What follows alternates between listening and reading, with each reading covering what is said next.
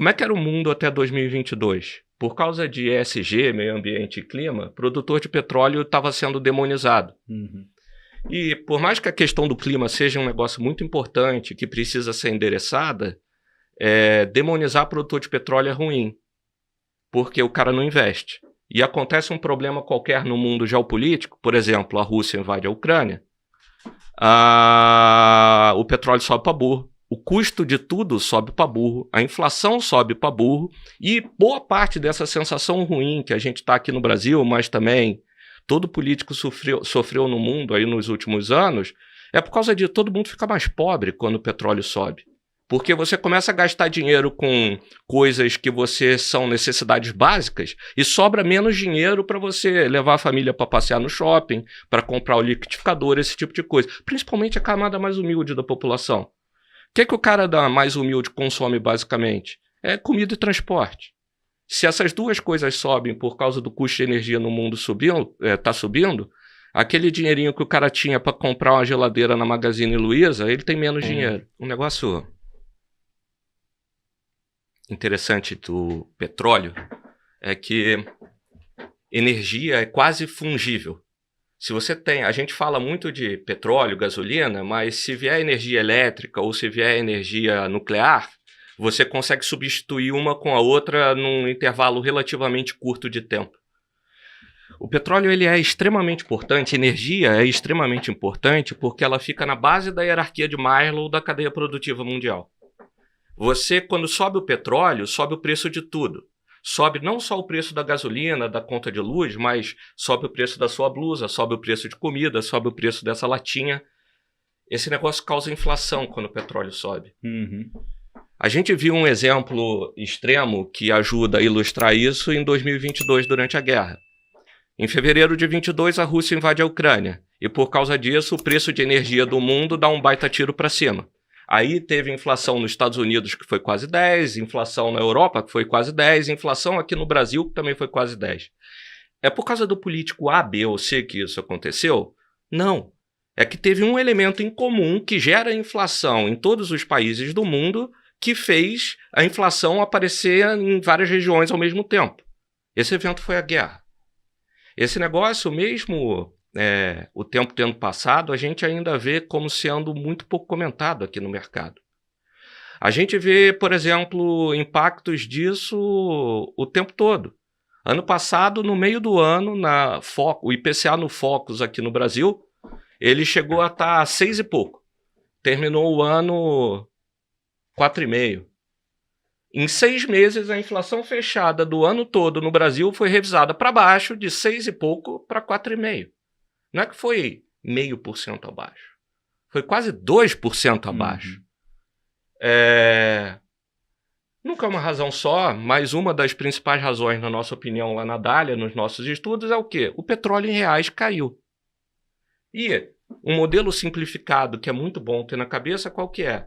O petróleo sobe, a inflação sobe, o Banco Central faz o quê? Sobe os juros, a bolsa e ativos de risco cai. Esse mesmo processo vale para o contrário. O petróleo cai, a inflação ela acaba caindo, os juros caem, os ativos de risco de forma geral sobem. Boa parte do que acontece no ciclo no mundo, principalmente os ciclos dos bancos centrais, passa por essa dinâmica. Quando você sai do curto prazo e olha um pouco mais para o longo prazo, como é que era o mundo até 2022? Por causa de ESG, meio ambiente e clima, produtor de petróleo estava sendo demonizado. E por mais que a questão do clima seja um negócio muito importante, que precisa ser endereçada, demonizar produtor de petróleo é ruim, porque o cara não investe. E acontece um problema qualquer no mundo geopolítico, por exemplo, a Rússia invade a Ucrânia,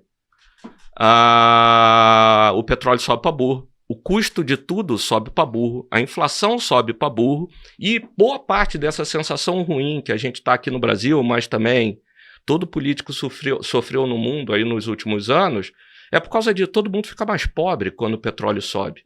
Porque você começa a gastar dinheiro com coisas que são necessidades básicas e sobra menos dinheiro para você levar a família para passear no shopping, para comprar o liquidificador, esse tipo de coisa. Principalmente a camada mais humilde da população. O que o cara mais humilde consome basicamente? É comida e transporte.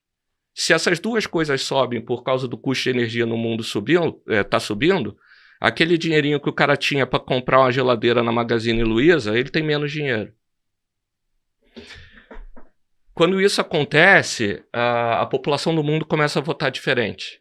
E políticos com um novo pensamento assumem o poder e muda o pêndulo energético no mundo. Se você olha o que estava acontecendo antes da guerra para o que está acontecendo depois da guerra, você teve um presidente americano, Joe Biden, que falava no more drilling. Ele era contra combustível fóssil. Agora você tem o presidente Trump, que ele fala drill, baby, drill. Ele é a favor de combustível fóssil. A produção de energia nos Estados Unidos está explodindo. O Trudeau, no Canadá, o primeiro-ministro, ele era um cara que tinha uma série de restrições regulatórias a ter produção de combustível fóssil. O novo primeiro-ministro, o Carney, agora ele está derrubando boa parte dessas restrições regulatórias que existiam. O Canadá é uma superpotência energética. Você tem coisas do tipo, na Conferência Mundial do Clima, se eu não me engano, de 2023, tinha um grande debate se energia nuclear era considerada energia verde ou não, passou a ser considerada. Por que antes de 2023 não era e depois passou a ser? Basicamente porque o mundo todo sofreu para burro com a alta do preço de energia no mundo e a sociedade fez uma escolha. Eu vou correr o risco de eu ter mais energia nuclear para não correr o risco de eu ficar com o preço do petróleo e do gás no mundo subindo quando a Rússia invade a Ucrânia. Esse negócio é importante porque comida sobe. Comida, no final das contas, é um misto de chuva com implemento agrícola que é a base de petróleo.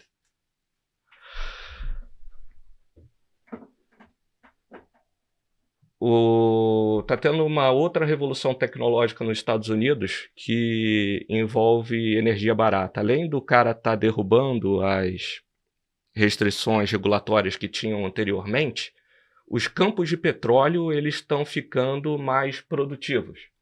Boa parte do trade de petróleo que eu vi a rapaziada fazendo até 2022, 2023, eles ficavam olhando o número de poços ativos nos Estados Unidos, o rig counts. E esse número de poços ele tem caído ou ficado estável. E mesmo assim a produção americana sobe. Quando a gente fala de revolução tecnológica, muitas vezes a gente pensa em lei de Moore e NVIDIA, inteligência artificial, Google, nuvem, esse tipo de coisa. E é verdade. Porém, também tem revolução tecnológica de mecânica pesada. A primeira delas é o advento do gás e petróleo de xisto ali em 2013, 2014. Todo mundo sabia que tinha o petróleo ali. Era difícil de tirar. E os caras conseguiram, com a tecnologia de mecânica pesada, começar a extrair essa energia que estava retida dentro dos campos de xisto. Boa parte da produção americana de energia, principalmente nos campos de xisto, ela era limitada pela quantidade de gás que eles podiam queimar. Saía basicamente petróleo, só que junto com o petróleo sai gás. Sai um monte de outros subprodutos, que como não tinha o gasoduto ou a termoelétrica pronta, eles acabam queimando, queimando essa energia. E por ter restrições regulatórias, tinha um limite de quanto os caras podiam queimar dessa energia. Dado que tinha um limite, eles acabavam tirando menos petróleo dos campos. Com o passar do tempo, as refinarias americanas passaram a ser adaptadas para usar esse tipo de energia que estava saindo do campo de xisto. As termoelétricas ficaram prontas, os gasodutos ficaram prontos. Boa parte do aumento da produção americana de energia nos últimos 4, 5 anos, só em 2023 aumentou 20% a produção de energia americana. Subiu de 11 milhões de barril de petróleo equivalente para um pouco mais de 13. Foi por causa da revolução tecnológica que permitiu o aproveitamento de um negócio que se chama Natural Gas Liquid. Como é que fala isso em português? Você sabe? Natural Gas Liquid? NGL, né? Gás natural liquefeito. Gás natural liquefeito. Isso aí. Isso tudo conspira para um mundo de abundância energética. Então você tem produtor de petróleo sendo demonizado por causa de meio ambiente e clima, vem a guerra, faz o custo de energia no mundo subir, a inflação subir, todo mundo sofre, em particular a população mais humilde. Esses caras, eles votam diferente, entram novos políticos que são a favor de produção, de aumentar a produção de energia.